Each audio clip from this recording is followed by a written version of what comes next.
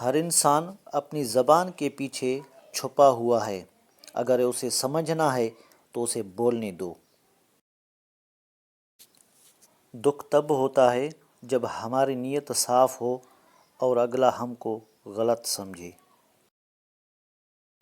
کچھ لوگ ہمیں اپنے الفاظ سے، رویے سے اتنی اذیت دیتے ہیں کہ زندگی میں پھر کبھی وہ ہم سے پیار سے بات کریں یا ہم پر کوئی احسان کریں تو ان سے عجیب سی نفرت محسوس ہوتی ہے۔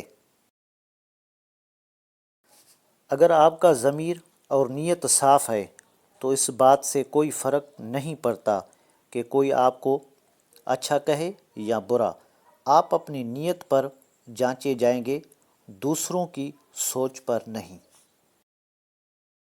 میں نے لوگوں سے متاثر ہونا چھوڑ دیا کیونکہ لوگ وہ نہیں ہوتے جو نظر آتے ہیں۔